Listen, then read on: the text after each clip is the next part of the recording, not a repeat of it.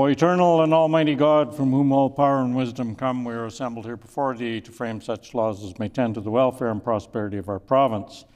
Grant, O merciful God, we pray thee, that we may desire only that which is in accordance with thy will, that we may seek it with wisdom, know it with certainty, and accomplish it perfectly, for the glory and honor of thy name and for the welfare of all our people. Amen.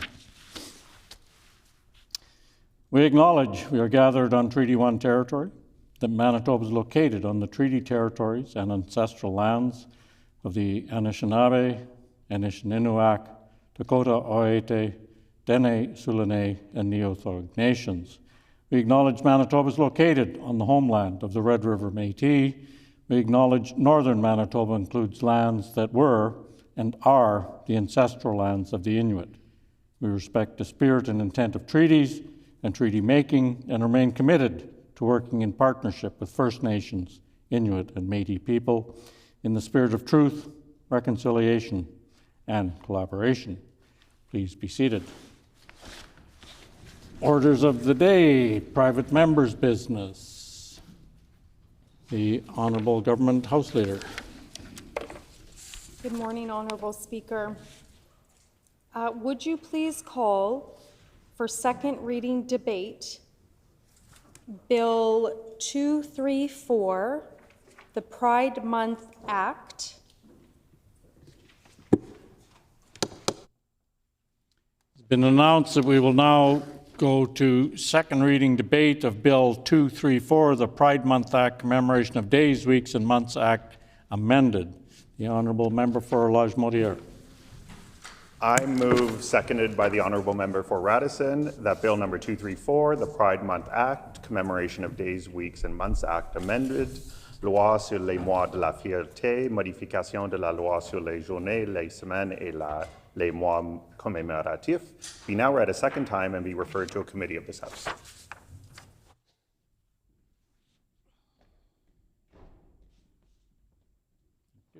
Been moved by the Honourable Member for Lage-Modière, seconded by the Honourable Member for Radisson, that Bill number 234, the Pride Month Act, Commemoration of Days, Weeks, and Months Act amended, be now read a second time and be referred to a committee of this House. The Honourable Member for Lage-Modière.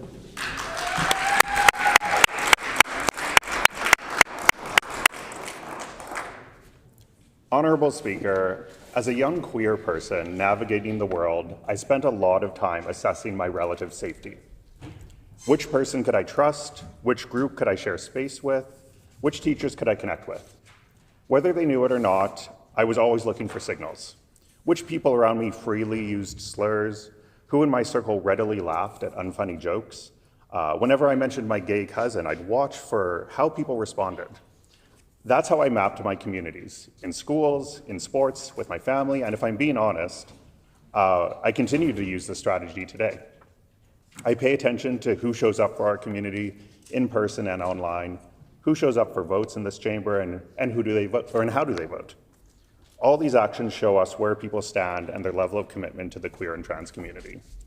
This bill, Bill 234, is one of those important signals our government can send to the entirety of the province and beyond.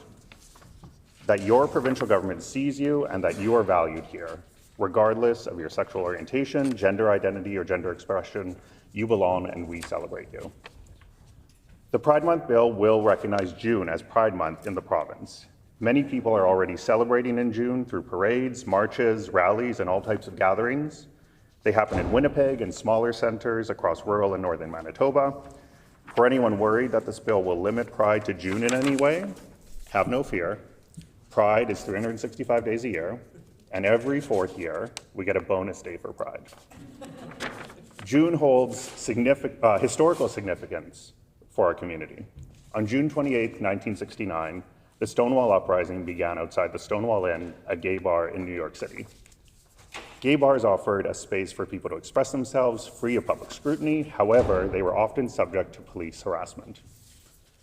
Led by Black and trans community members, people fought back during one particular police raid. Part of the legend around Stonewall is that the community was in mourning over Judy Garland's death, her funeral being the day before. A solid 5 days of resistance ensued that came to be known as the Stonewall Uprising, a catalyst for queer rights movements across the world. While the Stonewall Uprising began on June 28th, the law decriminalizing homosexual acts received royal assent here in Canada the same week, and on June 28, 2005, same-sex marriage was legalized here in Canada.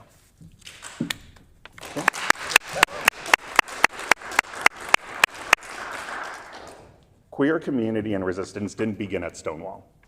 We have always been here. Across geographies, nations, generations, and gender expressions, the queer and trans community have contributed and been valued members of their communities. Colonialism, patriarchy, misogyny, fascism, and racism have led us to this point, where we have to reclaim our rightful space in the broader community. Our existence is only political because it's been politicized. Here in Canada, there's a long history of state surveillance of the community.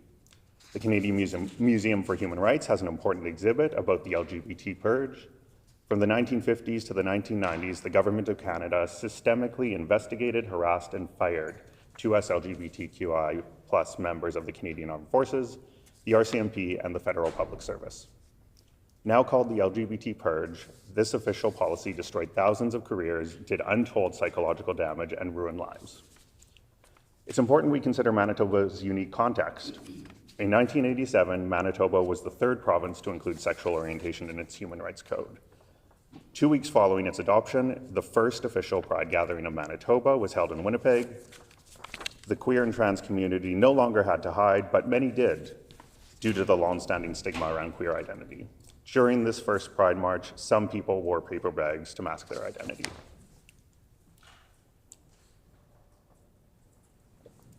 The term Two-Spirit, now widely used, originated here in 1990. Two-Spirit, or Niz Maniduag in Ojibwe, was adopted at the 3rd annual Intertribal Native American First Nations Gay and Lesbian American Conference. It is meant to capture that vast and unique gender identities and expressions within Indigenous queer communities. We're fortunate to have community elders like Albert McLeod present at the gathering who continue to play vital roles in our communities.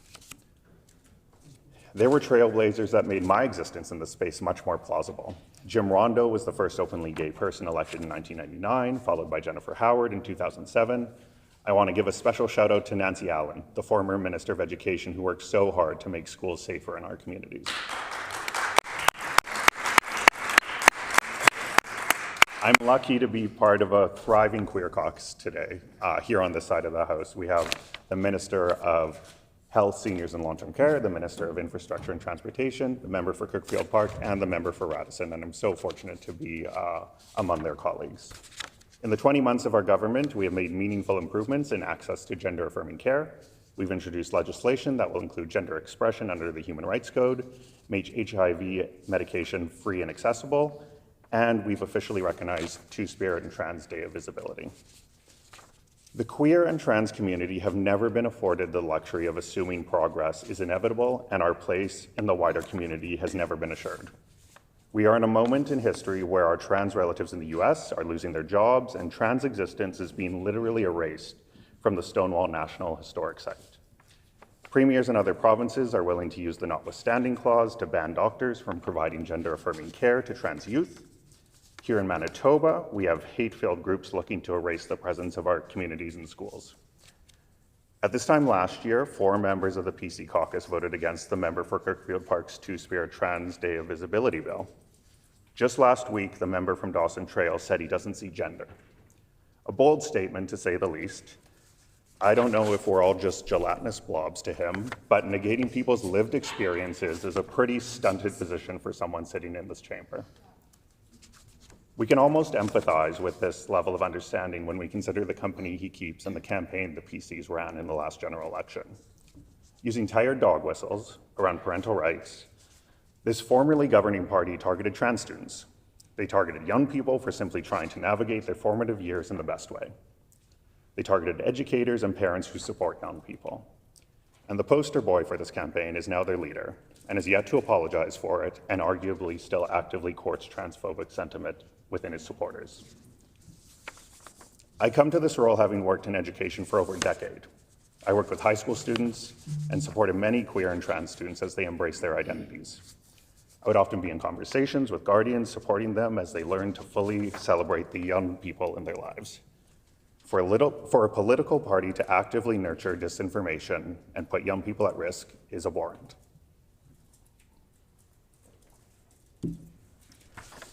Honorable Speaker, I say all this to hold those members accountable for their actions and their silence, but also to underline why this bill is necessary.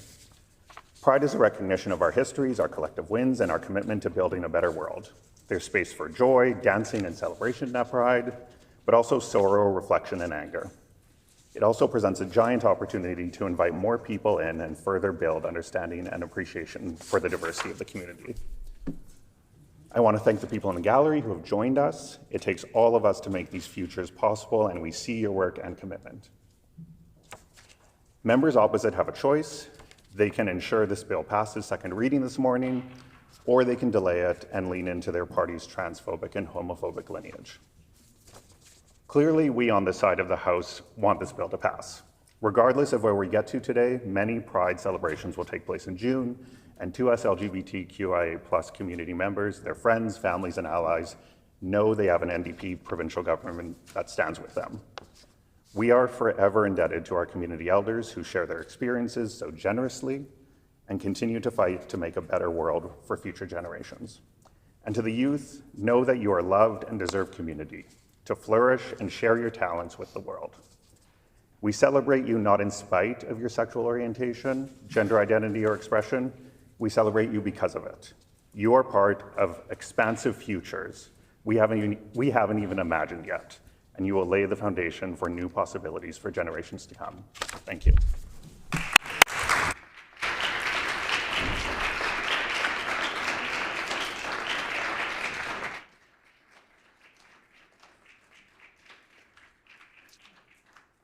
A question period of up to 10 minutes will be held. Questions may be addressed to the sponsoring member by any member in the following sequence. First question to be asked by a member from another party. This is to be followed by a rotation between parties, and each independent member may ask one question, and no question or answer shall exceed 45 seconds. The floor is now open for questions. The Honourable Member for Selkirk. Thank you, Honourable Speaker. I want to thank the member from Lagimodiere for bringing forward this very important bill. As legislators here, we have an opportunity to come together and protect the rights of everybody in our province, and this does that. Can the member please tell me what the provincial government can do to help promote the essence of this bill? The Honourable Member for Lagimodiere. Thank you. I appreciate the question. Us passing this bill, really, like coming from the world of education, I think it really gives a prime opportunity for people in the community to take this moment where we are passing legislation where there is potentially like coverage in the media and really amplify the message that everyone here in Manitoba belongs and everyone is welcome. So it's incumbent on all of us to take on this work. The Honourable Minister of Transportation and Infrastructure. Thank you, Honourable Speaker.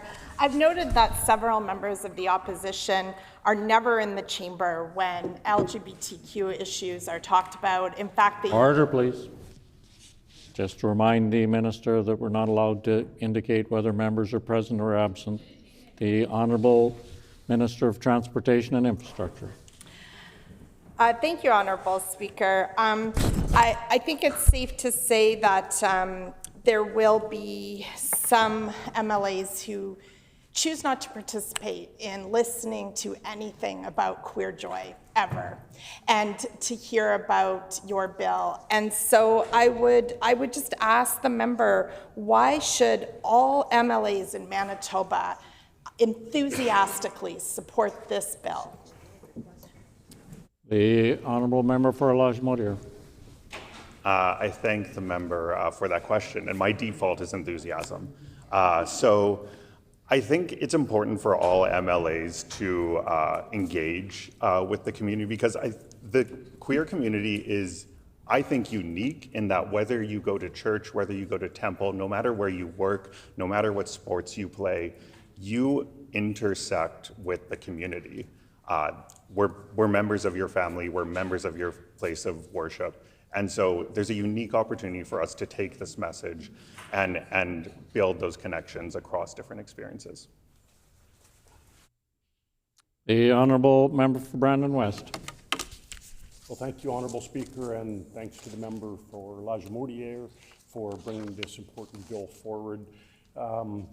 Timely as well, as June is often recognized as Pride Month. So my question is, how would this recognition impact the 2S LGBTQ plus community in Manitoba? The Honourable Member for Lajimodiere. Thank you for the question. Well, I think it's, as you mentioned, June is often already, or as the member mentioned, June is already often recognized. So in my opinion, this bill is arguably overdue. Some people were surprised that this wasn't already in legislation, but I think it positively impacts. It's an opportunity. I'll speak to the engagement that I did in consultation. I met with Rainbow Resource Center, Sunshine House, Eastman Pride, Pride Winnipeg, Brandon Pride, Two Spirit Midshift Local, Two Spirit in Motion Society, as well as the Bahagari Pride Group. And so the opportunity to meet and discuss and talk about the potential for more conversation around the role of government, but also the role of community in amplifying healthy communities and First time has expired. The Honourable Minister of Transportation and Infrastructure. Thank you, Honourable Speaker. I appreciate that the member mentioned Jennifer Howard, who served as the first out lesbian in this legislature. And I want to mention that because Jennifer's visibility was a contributing factor to my having the courage to put my name forward to run as an MLA and then serve as the second out lesbian in this legislature. So I want to ask the member what he thinks about how Pride Month being recognized would help increase visibility for LGBTQ, all the spectrum queers across the province, and what that would mean for the community around visibility and being represented in spaces such as this. The Honourable Member for Lajimodiere. I thank the member for that question. I think representation is super important. You see that on this side of the House, how diverse our caucus is.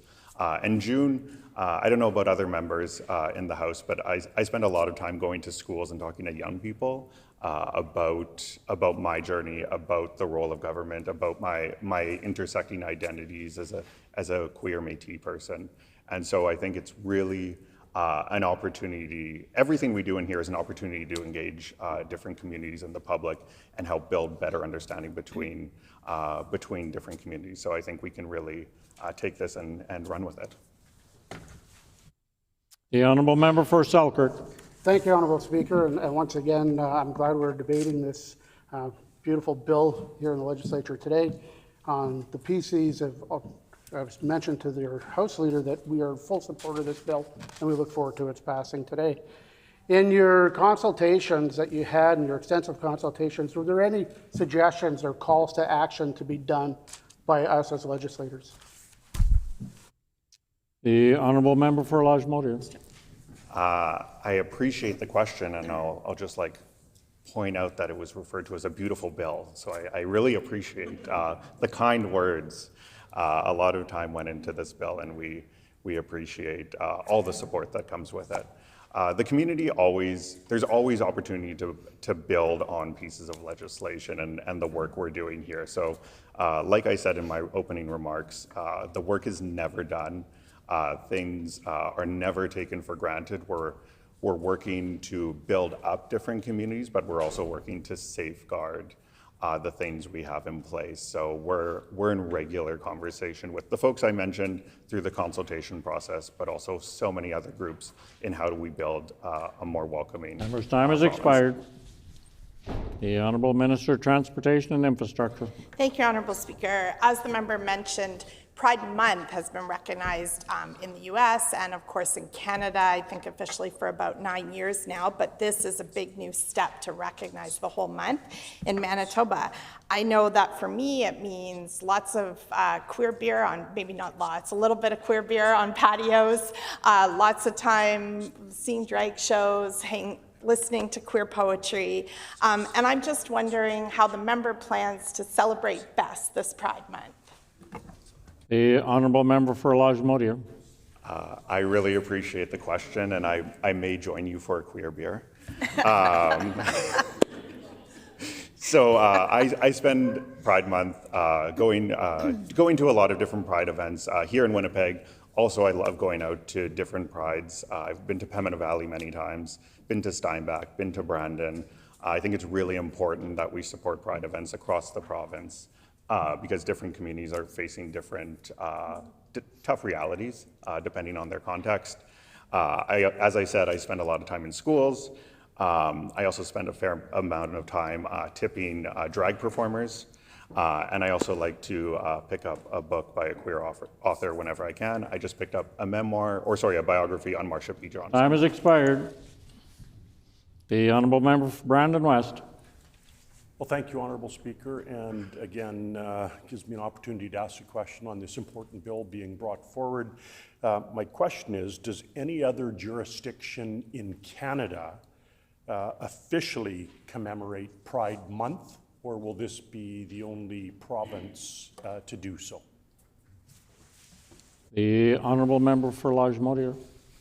You know what? Thank you for the question. I believe I did look into that, and I have to be honest, I can't remember the answer at this moment, so I'd be happy to get back to the member on where we're at in regards to Pride Month across Canada. I like to think we're trailblazers, but also in this context, it would be great if all the other provinces and territories are already doing this. But I am happy to get back to you, or get back to the member with that answer. The Honourable Minister of Transportation and Infrastructure.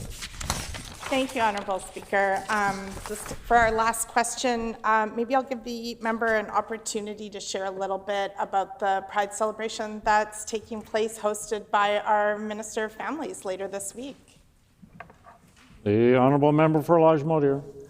I thank the member for the question. Yes, on Thursday we are having a wonderful Pride celebration here in the Rotunda. It's something that we've done, we started last year, but we're inviting more and more communities into the People's Building.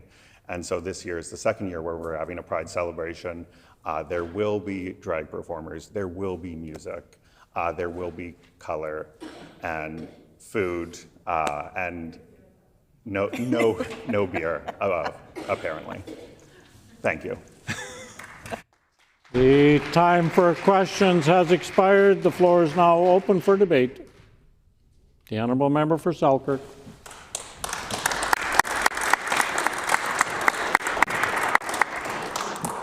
Thank you, Honourable Speaker, and I am proud to stand up and put some words on the record on this, what I refer to as a beautiful bill. Any bill that uplifts the spirits in the community that we are so blessed to have in our province is a beautiful bill. When I entered into politics, it was not for an ego, it was to give back to my community, to represent the people of my community, everyone in the community. And when I have an opportunity to stand in the House and speak on something that goes a little bit further than we do on a daily basis, to recognize people from the 2S LGBTQ plus community, and to say that you matter. You're a part of our world, you're a part of our lives, you're a part of our communities, and we embrace that. I personally love people. I love all people, regardless of who you worship, if you worship, where you live, your status in life, whether you have a physical or mental disability, and most especially, who you love is your business. When I asked to speak on this bill, I was reminded of several stories that happened to me throughout my entire life. As a child going to school, I had a wonderful friend. His name was Mike. We hung out all the time. I discovered very early that Mike wasn't interested in girls, but he was a great friend of mine. And we hung out together for a long time, and eventually he told me when he was about 13 that he was gay. And he says, I know we probably won't be friends anymore. We stayed friends. A friend is a friend. He was always there for me because he told me who he was, didn't change our relationship. And as I moved from the area, we stayed in friends, and eventually in grade 9, he came over for my grade 9 graduation. And unfortunately for him, he was picked on my graduation because people could tell that he was gay. And they couldn't understand because they knew I wasn't. So I was very disappointed in the people who I thought were my friends in the new school because they could not see past their own biases and bigotry. And I think this bill can do something to eliminate that. And I've got countless stories of the situation happening to people throughout my lifetime. When I owned a machine shop, across my desk came a resume from a lady, her name was Michelle. And Michelle lived in Ontario prior to applying for a job here in Winnipeg. And when I looked at her resume, it was glowing. She was a wonderful machinist. The capabilities of this lady was incredible, and I couldn't wait to get her on the phone to have her come in for an interview. And during the conversation, I said, well, why did you choose Winnipeg? And she said, well, I'm just looking for a change. I just want to have something different in life. I've gone about as far as I can go in my area where I live. And quickly, Michelle accelerated. She brought something into our company that nobody else had. She was super organized. She would take over on a piece of equipment. She would be able to not only keep the production numbers up, the quality assurance was 100%, but the area was organized and tidy. And I knew that she was gay. I knew she was part of the 2S LGBTQ plus community. And some people call it gaydar. I could tell from her that she was from the community, and we didn't talk about it, but she quickly excelled in the company and became a supervisor. And eventually, we got closer in our communications, became more as friends. As time went on, Michelle met another lady. And after them dating for quite some time, she asked me something that I was very honored. She asked me if I would be able to walk her down the aisle in her marriage. And I was so proud. And I asked about if any of her family was going to be there. And she confided in me that the reason she left Ontario is because she was being tormented and stalked. Not just from the people she worked with, but members of her family could not understand that her coming out didn't change who she was. She was always gay. But criticized and ridiculed her where she had to leave. And when she came to Winnipeg, she found a home. She found a home for work within our company. She found a home within the community that she felt so a part of. And she had a beautiful wedding. It was a proud day that we were a part of it. Now, any opportunity that we have as legislatures to come in here and pass bills to protect people, to make sure that people have the right to be who they want to be, have the opportunity to move forward, love who they want to love. It's our differences that make us so unique as a community, but those differences bind us together. And education, which this bill can really make a part of, help educate people that the people in our community are welcome here. People in all communities, people of different faiths, people of different beliefs, people of different parenting styles, people of different directions that they want to be in life, and especially people of the 2S LGBTQ plus community are welcome. We need to put down barriers that stop people from being the best of themselves and allow people to do just what they need to do is flourish in our province. And I said in the beginning, I love people. And this beautiful bill represents that. And I want to thank the member from Legislature for bringing this forward. And I look forward to its passing here this morning. Thank you.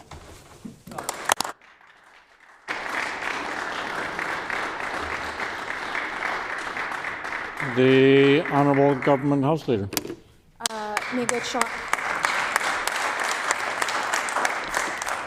I want to just get up and say a couple of words in respect of this morning's bill. First off, I want to just thank our colleague for bringing forward this really important, some would say beautiful bill this morning. I also just want to shout out our caucus. It was mentioned by one of our ministers. We're so proud to have a caucus that represents all Manitobans, including 2S LGBTQIA+ communities. In fact, often when I'm asked to speak, I will often talk about how the member for Union Station what is the first Black, queer, non-binary member elected anywhere across the country. That's our caucus, and I'm so proud to work alongside our 2S LGBTQ2I caucus members. Nothing gives me more pride than that. I want to just acknowledge a special shout out to my Chief of Staff.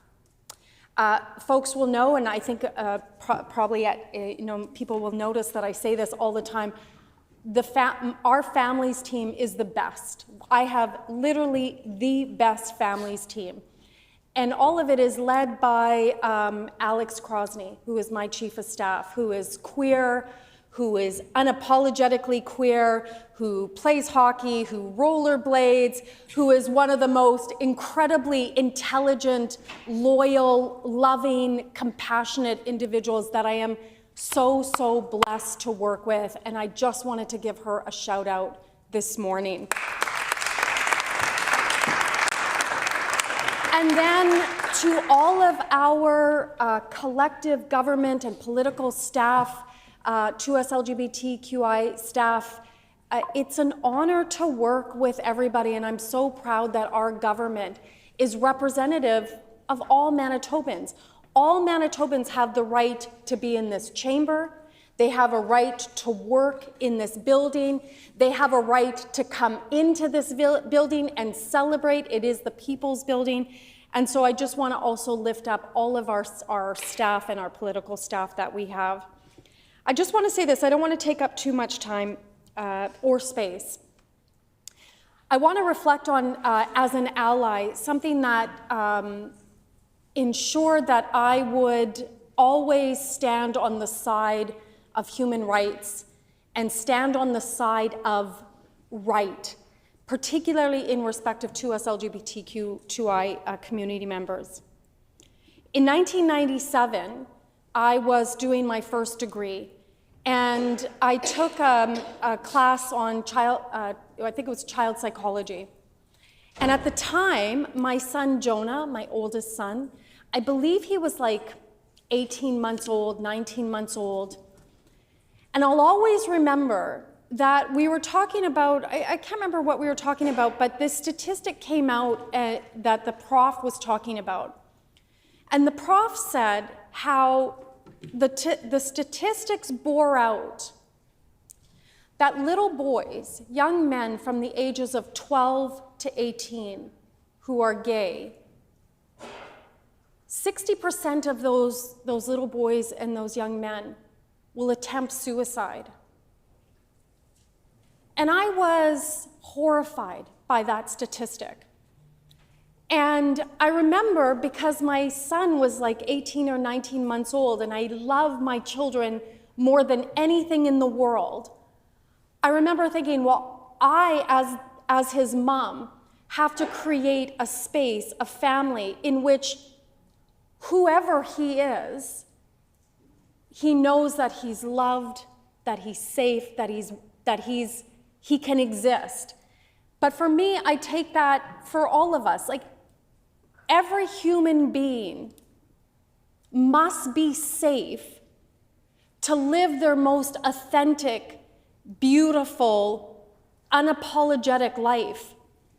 And so, as the minister, all these years later, to now be the minister responsible for in women and gender equity for 2S LGBTQ2I, I just want the community to know that it is one of my It is the honor of my life to be in this role and to be an ally and to work in a ministerial capacity to ensure that we are doing the best in this province, in this government, to ensure that there is safety, there is inclusion, there is equity, particularly in this historic moment in which we see our folks across the border in the US who are legislatively, methodically, and strategically attacking the 2S LGBTQI communities.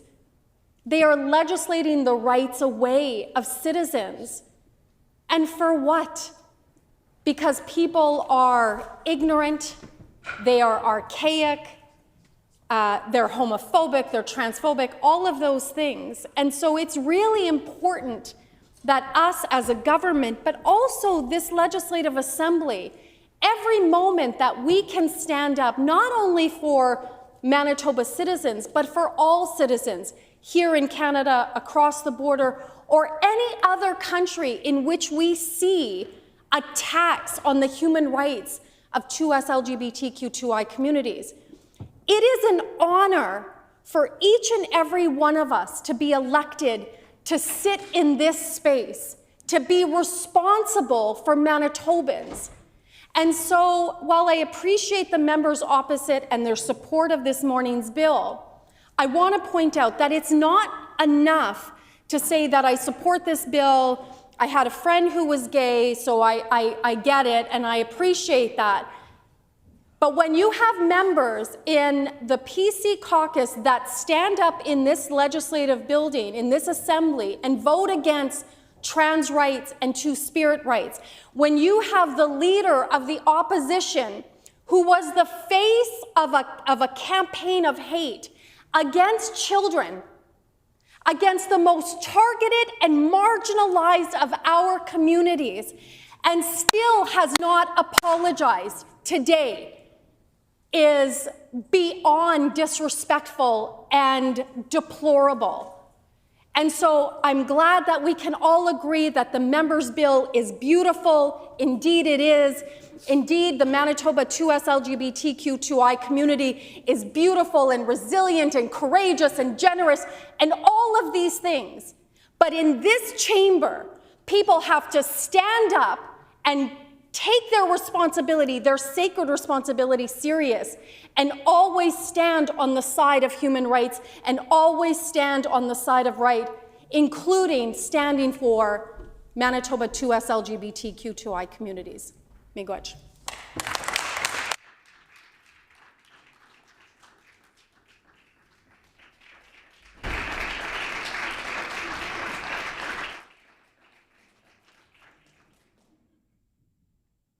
Is the House ready for the question? The question before the Honourable Minister of Health, Seniors and Long-Term Care.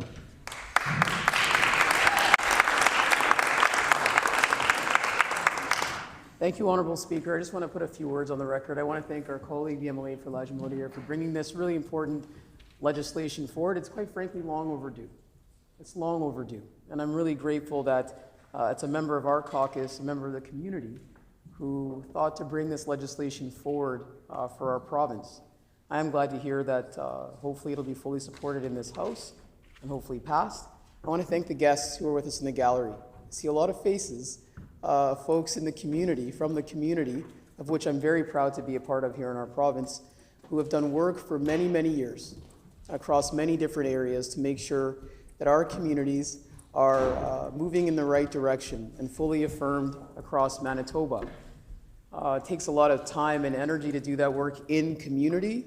It's pretty thankless work a lot of the time, but folks keep showing up, and it's wonderful that they took the time to show up here today. I want to acknowledge the queer elders amongst our community, queer and trans and two-spirit elders. It's a real blessing in our community when you get to see decades and decades worth of life. And it's something that we take very seriously and we cherish because it's not a given. As the Minister of Family has already stated, our young people, our community members navigate unfair oppression and hatred and harm that results in increased rates of suicide, premature mortality.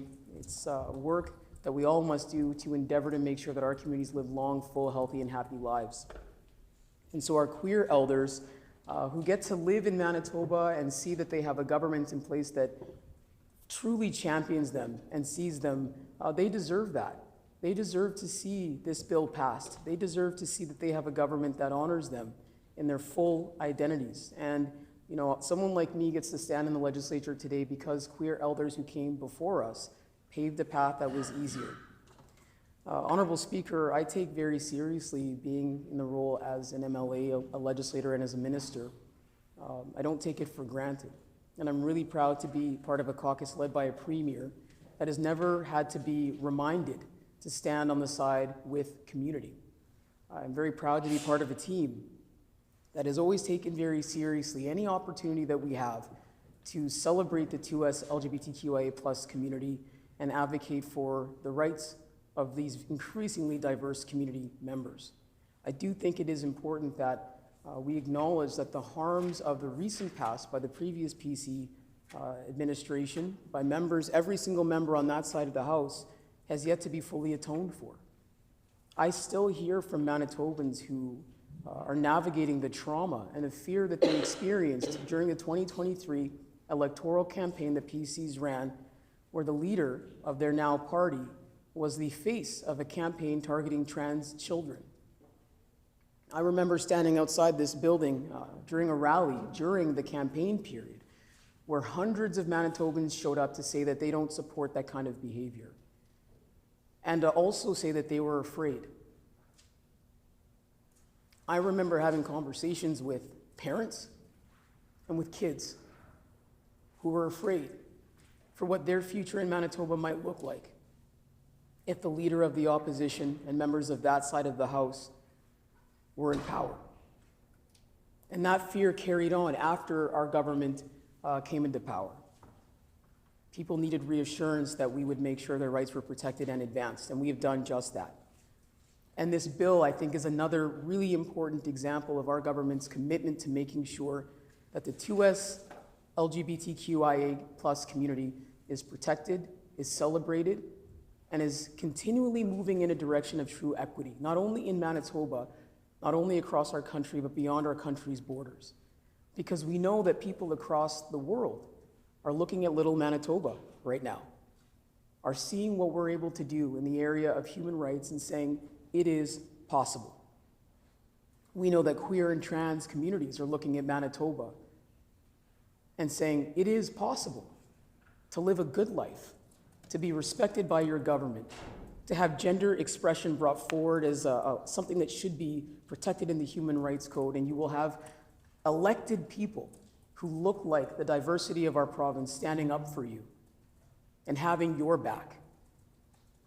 And so on this side of the House, we're thrilled that this bill was brought forward.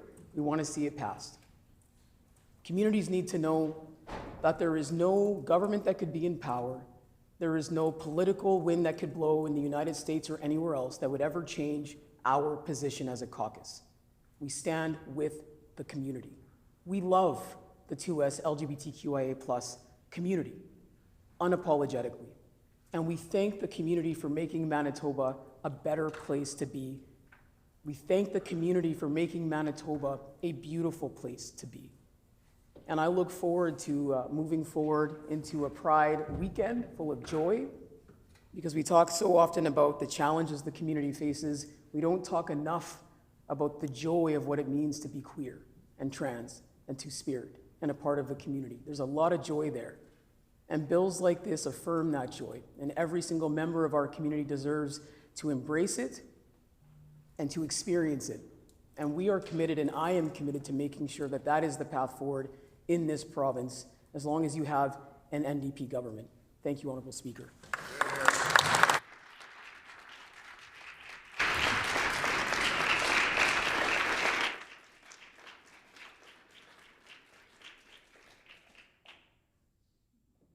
Is the House ready for the question?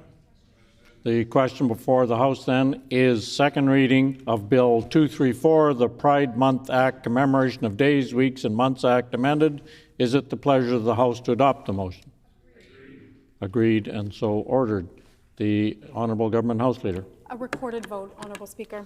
A recorded vote has been requested, and I must advise the House that according to Rule 24(7), a division requested during private members' hour must be deferred to the private members' hour the following Thursday. The deferred vote shall take place at 11:55 a.m. on Thursday and shall not be further deferred. The Honourable Government House Leader. Honourable Speaker, can you see if there's the will of the House to call it 11? Is it the will of the House to call it 11? Agreed and so ordered. The hour being 11, it is now time for private members' resolutions, and the resolution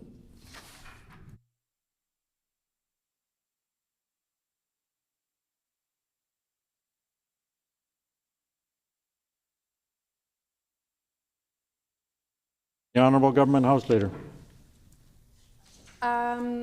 Honourable Speaker, can we just recess for 1 minute, please?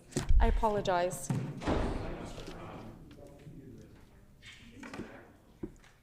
Can we, The Honourable Government House Leader. I apologize, Honourable Speaker. Can we recess for 5 minutes, please? Is there leave to recess for 5 minutes? Leave has been granted and the bells will ring for 1 minute.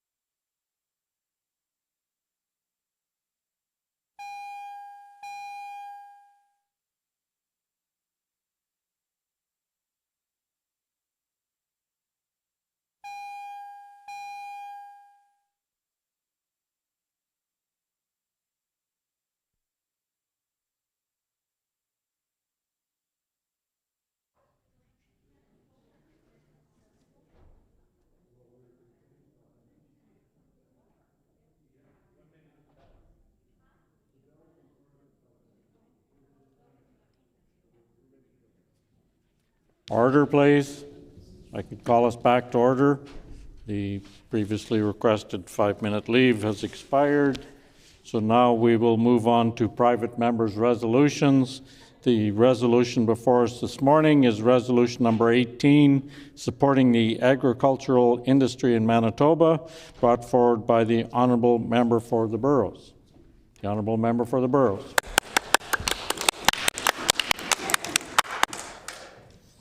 I move, seconded by Member for Kildonan River East. Therefore, be it resolved that the Legislative Assembly be urged to recognize and applaud the provincial government for its successful efforts in supporting and growing the agricultural industry in Manitoba.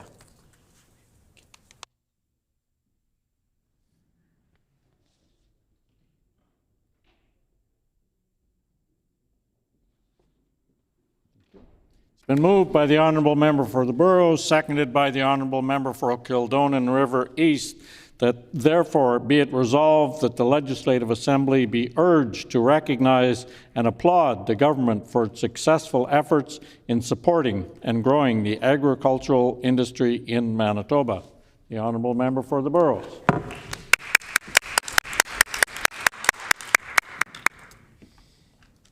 Honourable Speaker, thanks for the opportunity to bring this resolution forward on a very important day, which is the first day of my 51st round around the sun. So I'm happy to speak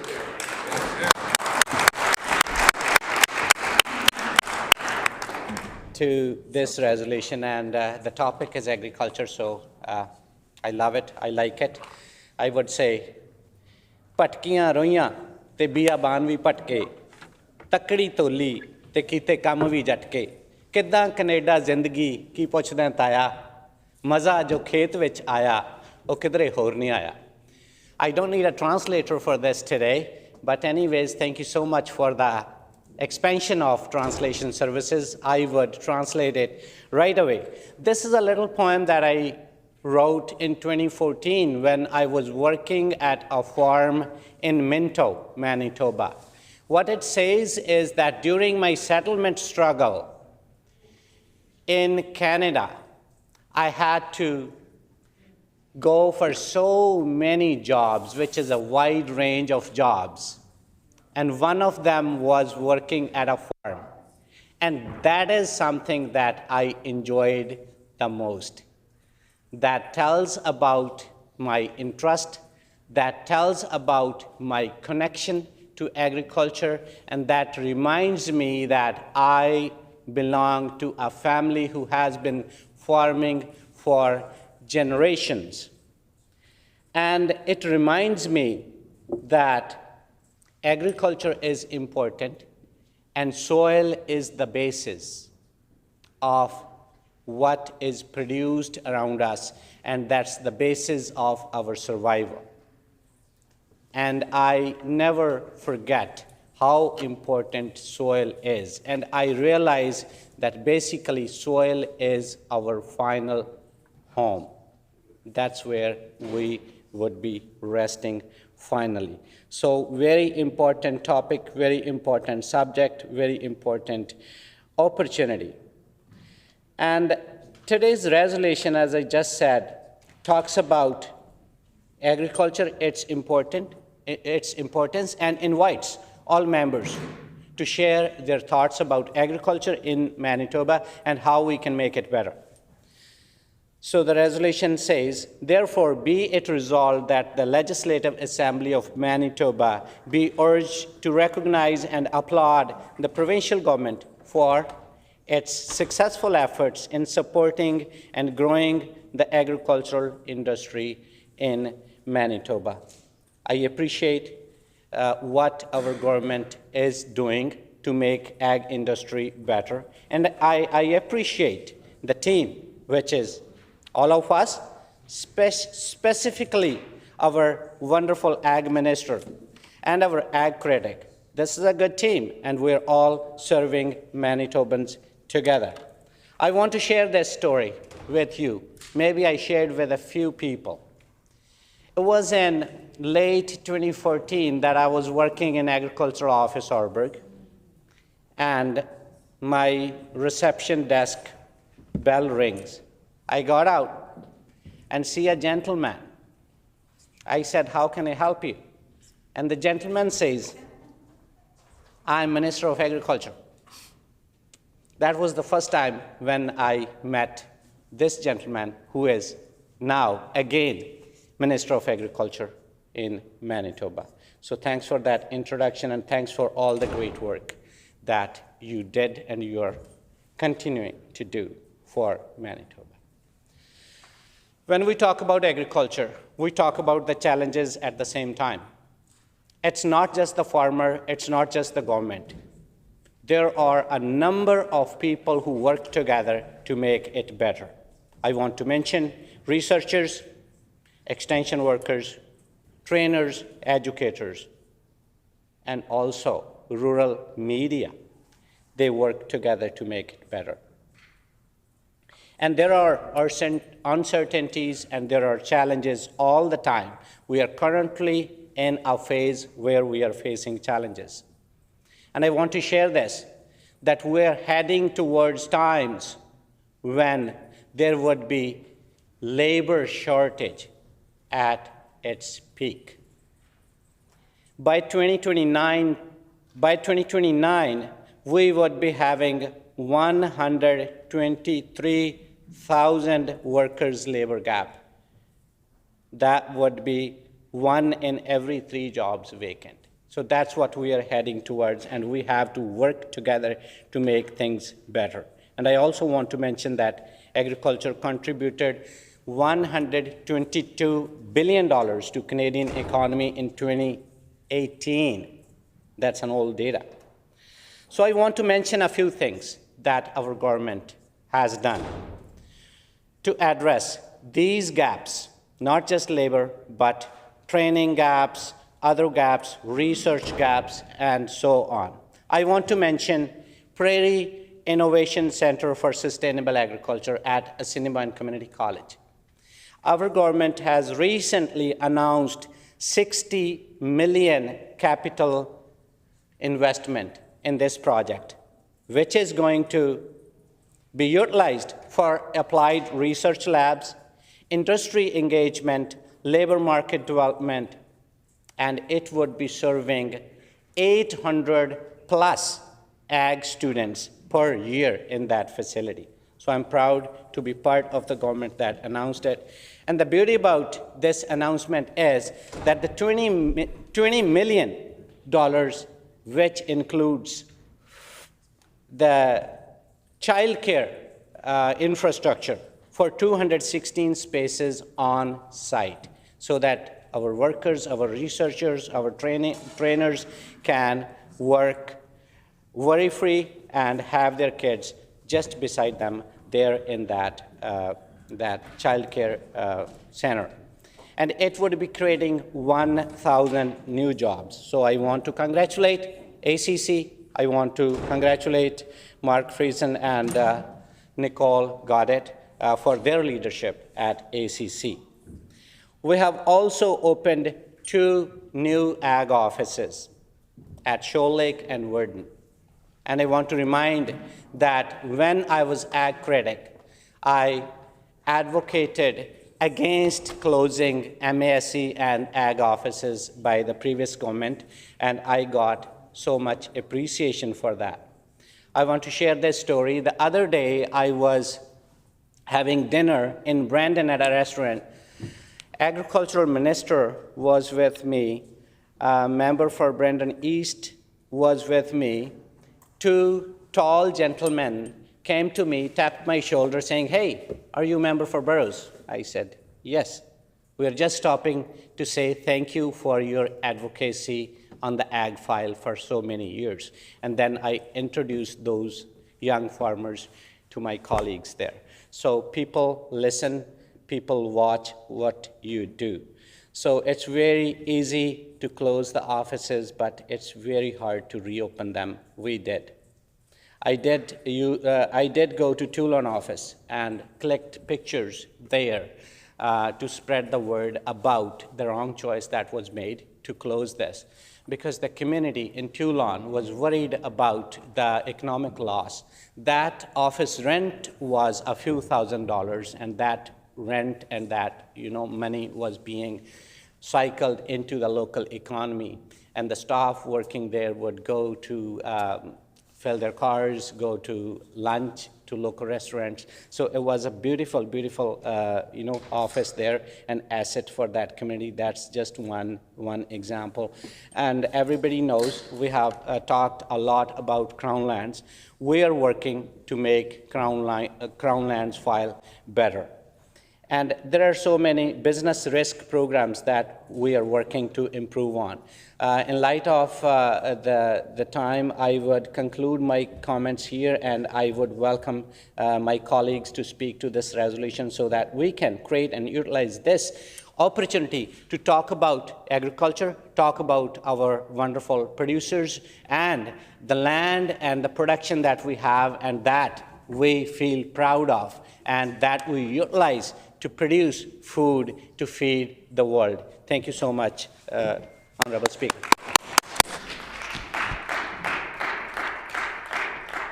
Prior to moving on to the question period for this resolution, I must remind members that seeing as we called it 11 o'clock at 10:47, it will be called noon at 11:47.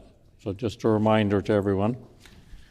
The question period of up to 10 minutes will be held, and questions may be addressed in the following sequence. The first question may be asked by a member from another party.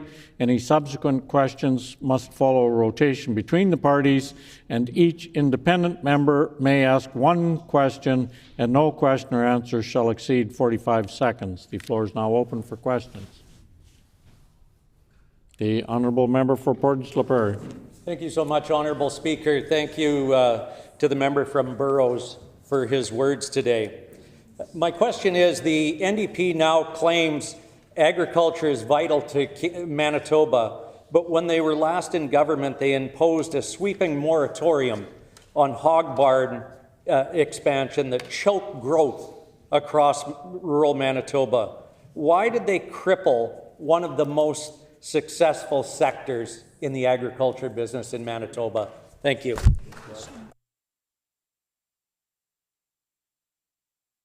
The honourable member for the Burroughs.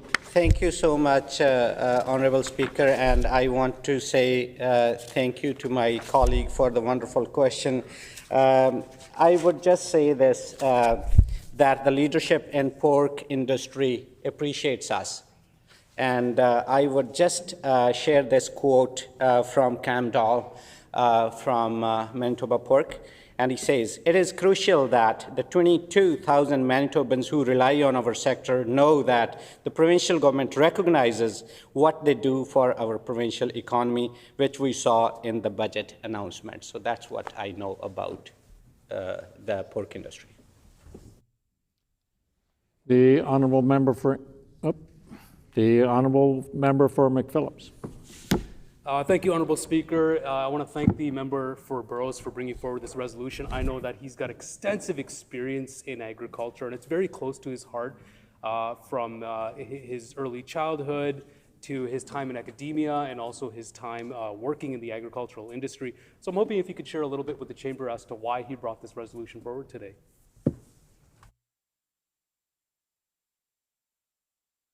Honourable member for the Burroughs. Thank you, Honourable Speaker, and I thank my colleague for the wonderful question. The first reason why I brought this resolution forward is that I love agriculture and I love producers.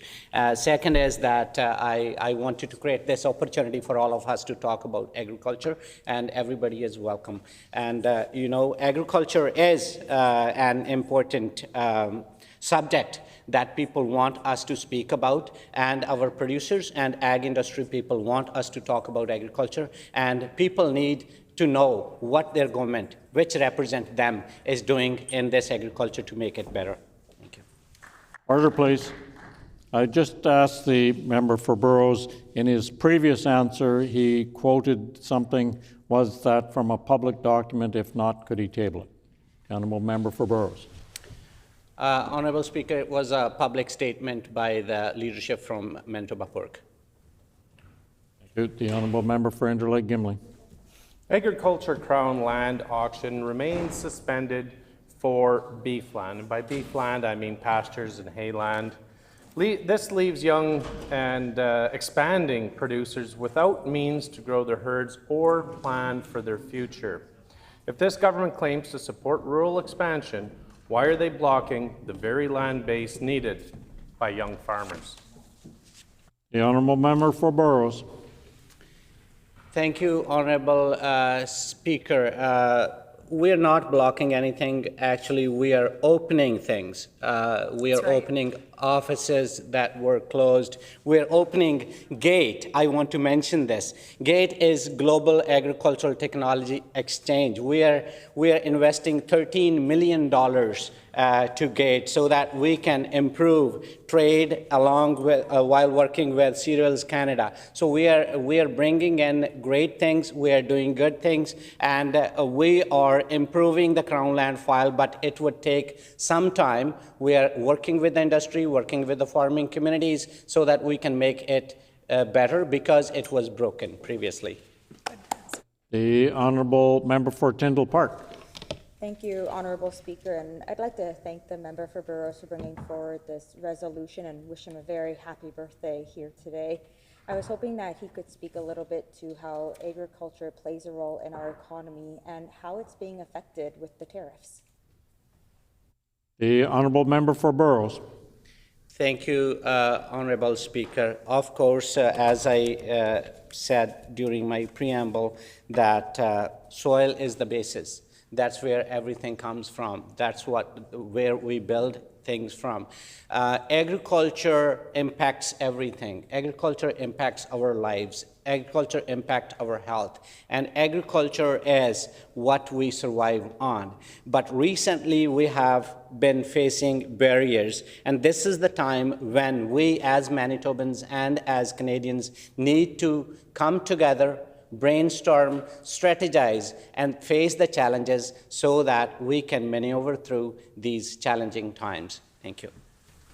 The honourable member for McPhillips. Well, Speaker, we know that during their time in government, the Progressive Conservatives left a lot of investment on the table and failed to support Manitoban producers, causing a lot of that investment to leave Manitoba into Saskatchewan and Alberta and leaving us at a deficit in terms of competition. So I'm wondering if the member could expand a little bit more on why the previous government failed to support Manitoba producers and why even today they are no friend to the Manitoban farmer. The honourable member for Burrows. Thank you, Honorable Speaker. Like why the previous government did something, I can't say why, because they did it. So I think they should stand up and explain why they failed to listen to the farmers, why they failed to invest in farming, and why I, as ag critic, was listening to Crown land leaseholders begging for a reply to their email, begging for a phone call to go through and listen to them. In some cases, I would say there were particular cases, I can't mention their names, that they were begging for some installments because they were not able to pay 300% more rent on Our time has expired. The honourable member for La Vérendrye. Thank you, Honourable Speaker, and I'd like to thank the member for Burrows for his genuine passion to this portfolio. I'd like to ask the member what he's going to do, or what this resolution would spur on the government to do to regain support by farmers who can still remember a previous NDP government that had wide-span sweeping regulations that restricted the operation and feasibility of farming in Manitoba. The honourable member for Burrows. Thank you, Honorable Speaker. I don't know if the member is talking about 1855 or 1955, but the thing is, the times he is referring to here is Certainly before when the PCs were in power, so I don't know why they did not raise that issue or address that issue if there was an issue at all. Thank you. The honourable member for McPhillips. Honorable Speaker, King Charles just delivered his throne speech, or the federal government's throne speech, and in it he said Canada will always remain the true north, strong and free. Certainly, folks on this side of the chamber believe in that. I don't know if I can say the same for members opposite. We know right now is a very challenging time for Manitoba producers and producers across Canada because of the U.S. tariff. So could the member expand a little bit more about what our government is doing to support Manitoban farmers and the agricultural industry in our province? The honourable member for Burrows. Thank you, Honourable Speaker, and I want to say thank you to my colleague for this wonderful question. You know, first of all, the best thing we can do during a crisis is listen to each other. And our government, our Ag Minister, our Minister for Business, Mining, Trade and Job Creation is listening to farmers, industry leaders, and we are getting together to face this challenge. And I think when I mentioned this GATE program, we are investing millions in this program, and it would be creating jobs, it would be improving business, and it would be bringing more investments in Manitoba by various ag investors. So First that time we has come expired. The honourable member for Interlake Gimli. Yeah, the NDP falsely claimed to support producers during tariffs, and obviously it doesn't stand up under scrutiny. The $140 million that they reference is not new spending. It's standard risk management programs administered by MASC for decades. Where is their new investment to support farmers? The honourable member for Burrows. Thank you, Honourable Speaker. There are no false claims here. I would quote one example. There was feed shortage during when the PCs were in power, and 100 plus farmers gathered in Woodlands, and I went there. Liberals went there. The local MP went there. And so many leaders, farmers were there. The only voice missing in that meeting was the PCs. Even the MLA whose constituency that event was being held in was missing. Member's time has expired. And the time for question period is also expired. The floor is now open for debate. The honourable member for Portage La Prairie. Thank you, Honourable Speaker. My apologies to the Ag Minister.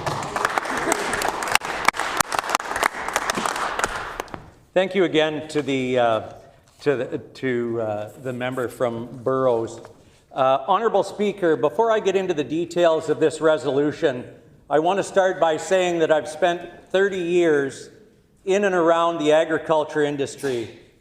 This isn't just politics for me, it's personal.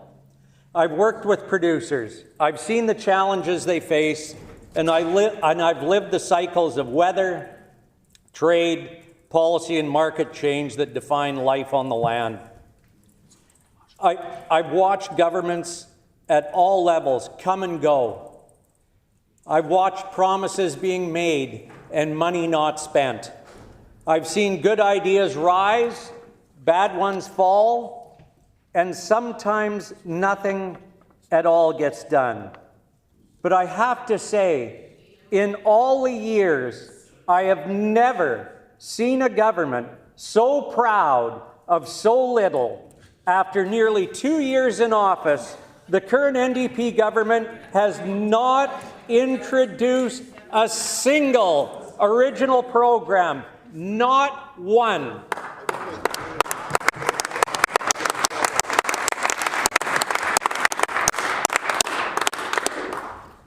In the ag business, Manitoba is known for feeding the world. We have to help Manitoban farmers so that they can feed the world.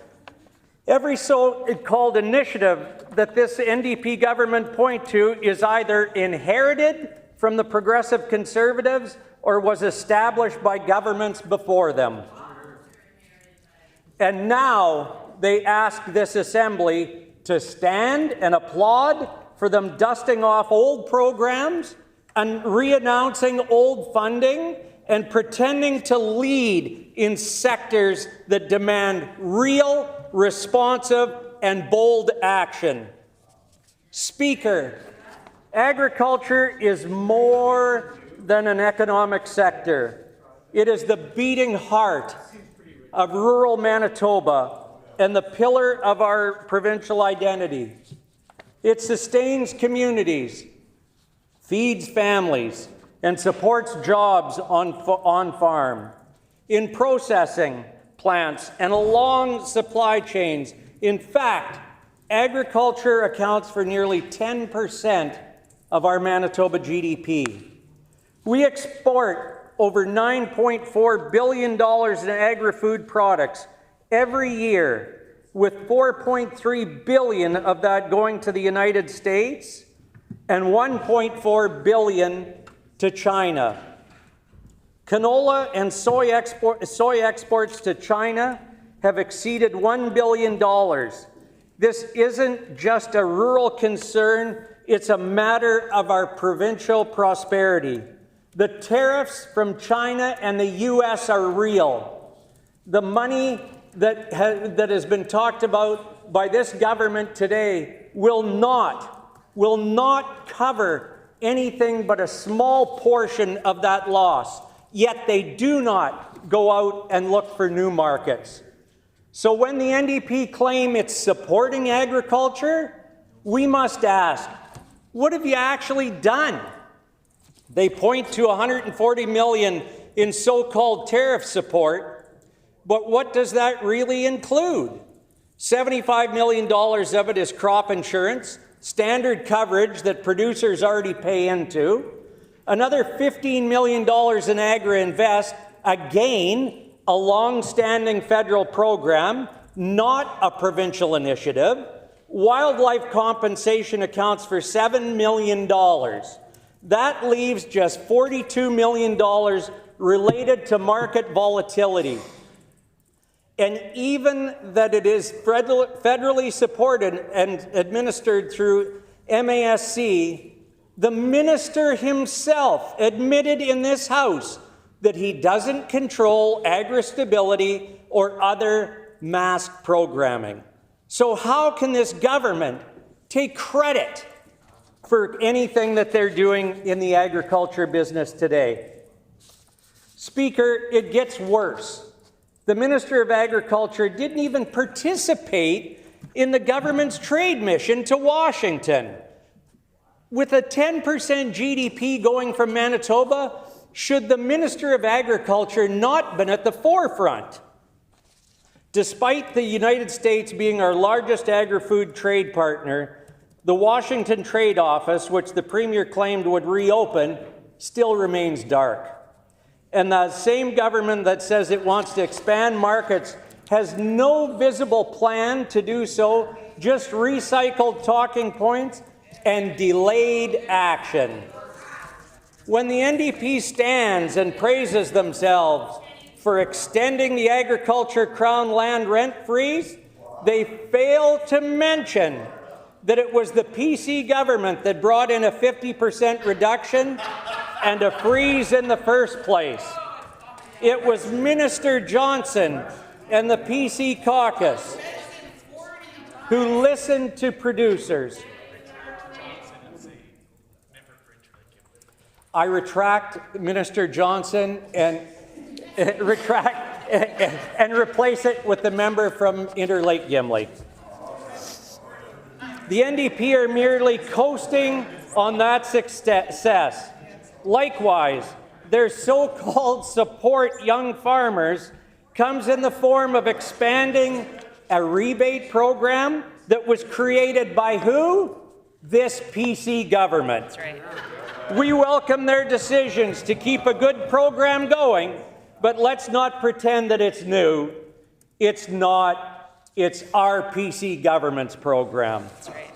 Meanwhile, the current government continues to delay desperately needed reforms to the agriculture crown lands leasing system. The NDP promised to fix it, but they froze agriculture crown land auctions, depriving producers of the ability to expand their herds and secure pasture. And they still haven't delivered on any meaningful change. And let us not forget, Honourable Speaker, that it was this NDP that imposed a hog moratorium that decimated investment in Manitoba's hog industry. A moratorium first introduced in 2007 in the Red River Valley and later expanded across the province. This decision drove producers and investors out of Manitoba. And when the minister sits proudly in this House claiming his government has brought back services to farmers, what he really means is that they have reopened 2 mask offices, but the one in Shoal Lake isn't open after the PC provincial government led a digital modernization of agriculture services. The NDP talks about limiting... Order. I'm having a little bit of trouble hearing the member speak. If we could just be a little bit more mindful of our volume. Thank you. Oh, and the honourable member for Portage-La Prairie. Thank you, Honourable Deputy Speaker. The mask offices were open because they said it took a long time and quite a distance that the farmers had to travel to a mask office. What about the 28,000 people waiting for an MRI that are traveling up to 800 kilometers? This is no way that moves forward with opening offices. Honourable Speaker, let's call this resolution what it is. It's a political prop designed to mask a lack and no vision. The NDP government has not brought forward a single new program that wasn't already in place. They haven't advanced a new strategy, opened a new market, or created meaningful policy. But they have gone to the state fair with one of the governors of the U.S. They're out of ideas, out of credibility, and frankly out of touch. Manitoba agriculture sector deserves more than recycled press releases and empty praise. It deserves real leadership, real support, and real results. And that's what the Progressive Conservative team, past and present, has delivered and will continue to deliver. Thank you, Honourable.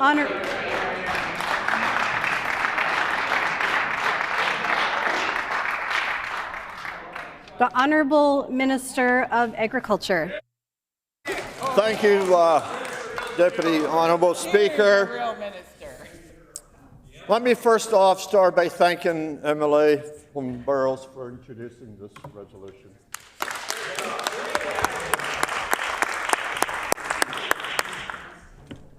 Honourable Speaker, Deputy Speaker, it's really ironic to sit back and listen to a wannabe agriculture minister, if I may say this. And the fact is that I come on this position of 40 years of experience working with the cattle industry, the mixed grain operation, and I have the opportunity to talk about past experiences. The Honourable Opposition House Leader on a point of order.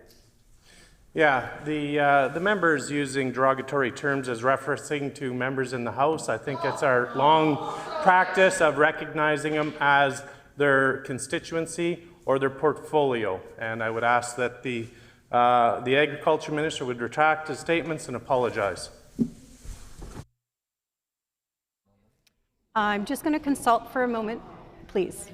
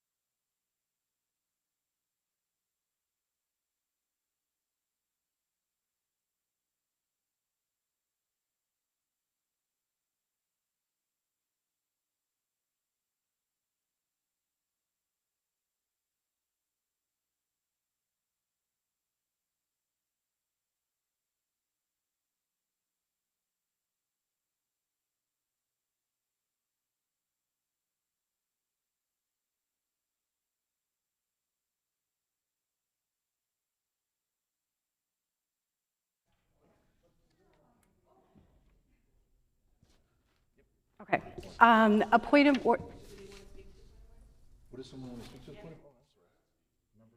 Okay.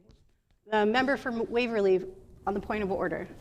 Thank you, Honorable Deputy Speaker. I appreciate the member opposite bringing forward this non-point of order regarding the way that we speak to each other in the chamber. It's always important that we show respect to one another, obviously. That is an important part of the job that we do here. This, once again, feels like one of those moments where we have a bully that is calling names on the other side and then hides their hand as soon as somebody looks. And so, I would just say again that I hope that we can all treat each other respectfully, as always, you know, and that we can work on. This is not a point of order. Obviously, this seems like a stalling technique from the member opposite.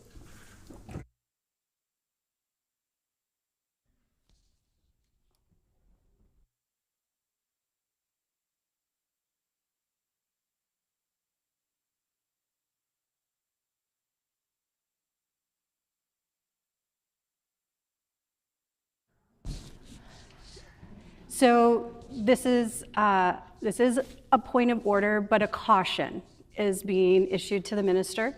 And a good reminder to everyone in the chamber that we do refer to each other by our constituencies and or our portfolios. And while the clock has stopped, I do want to acknowledge we have some guests in the gallery. So we have seated in the public gallery from École Pointe de Chêne, 10 grade 11 students under the direction of Michelle Gauthier. This group is located in the constituency of the Honourable Member for Dawson Trail.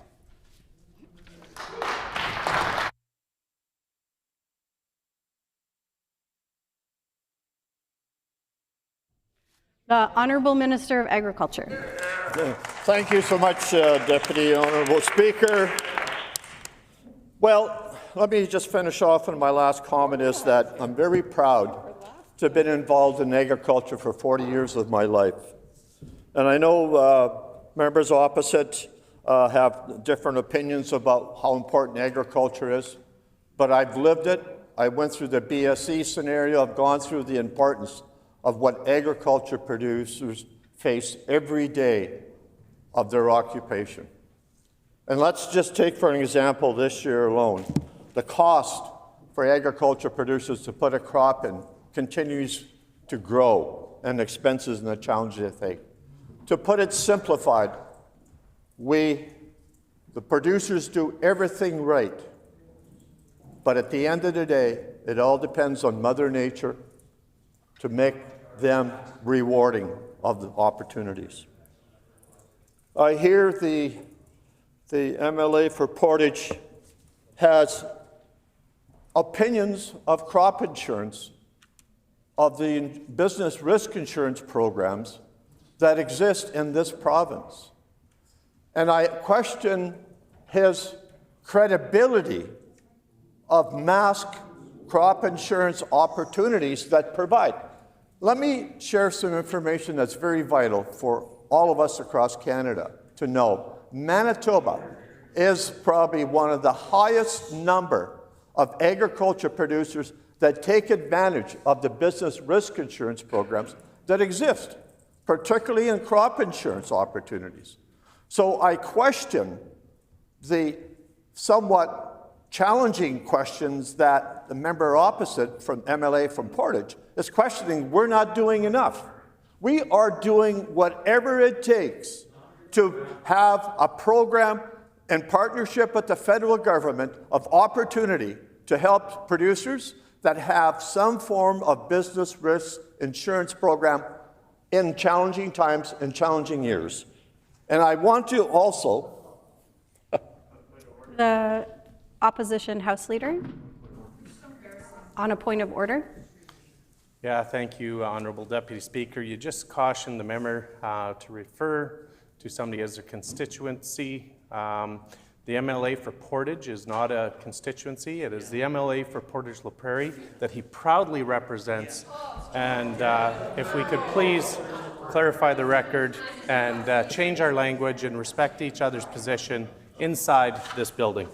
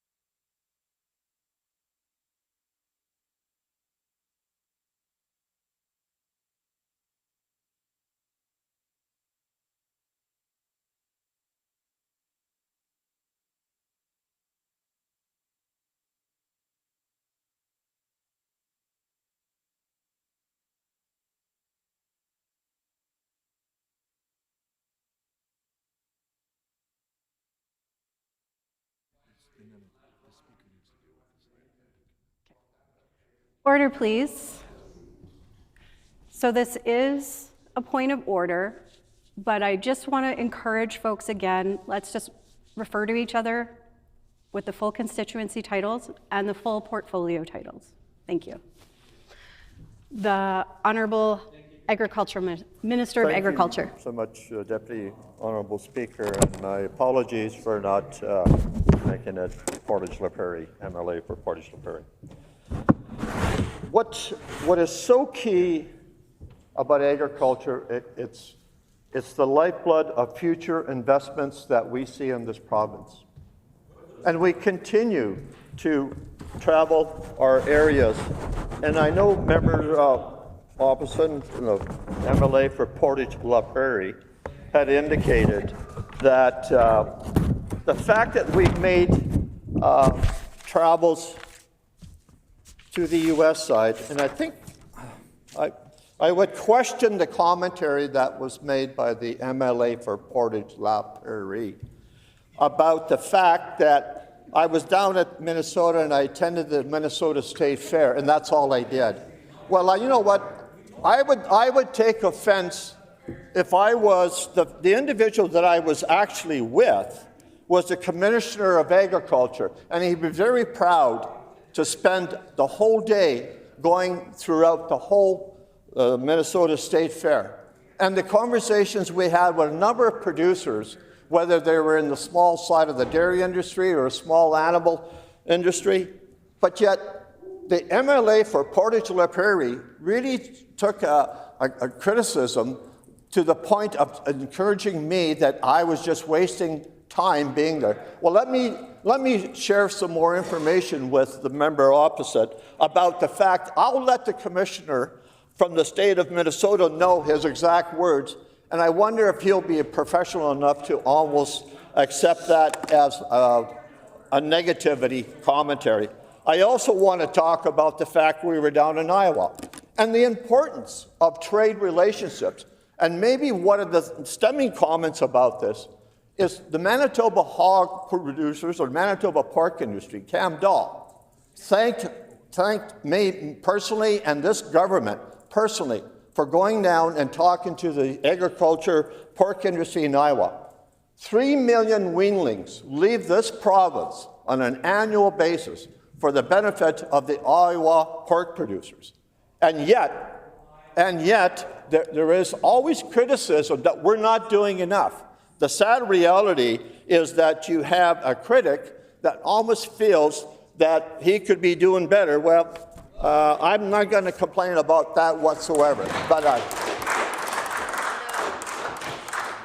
when we talk about the fact that we are challenged with tariffs, and in his commentary yesterday, the MLA for Portage La Prairie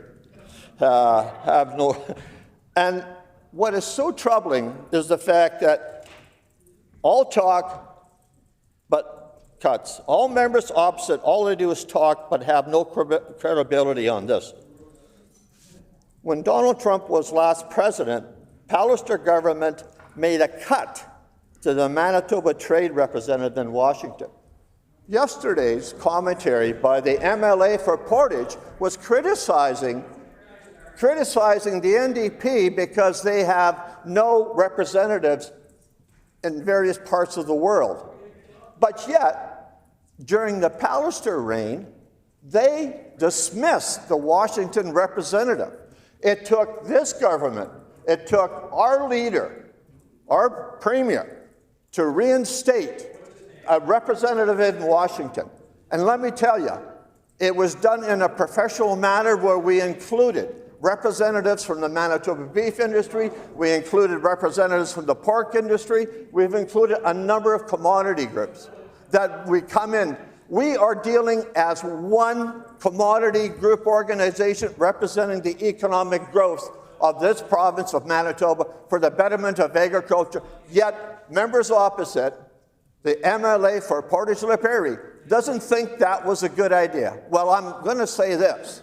I don't think it was a good idea that Mr. Pallister chose to dismiss the Washington representative, who was our Manitoba. So maybe he is the one that maybe has the better ideas than anybody else.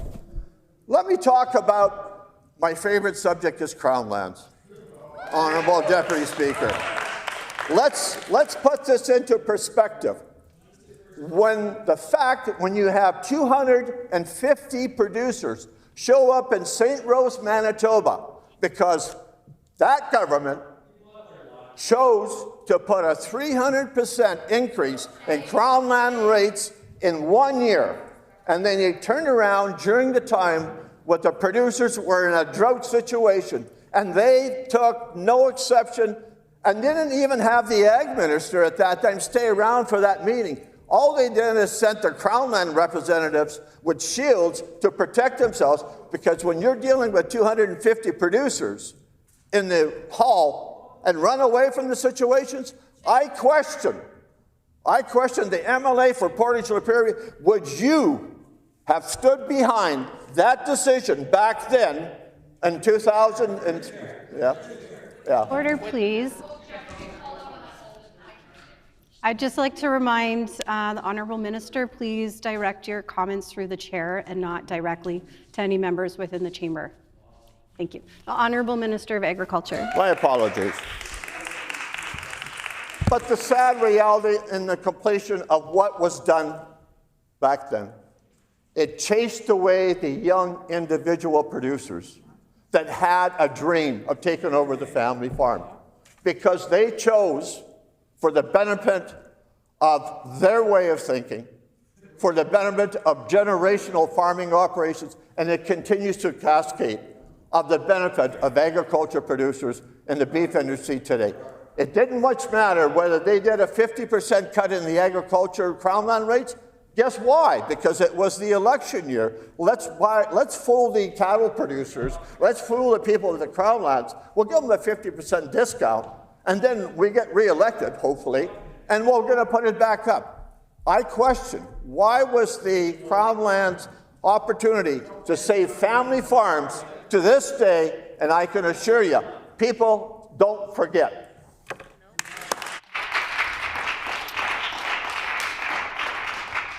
The Honourable Member, Official Opposition House Leader, Member for Interlake Gimli.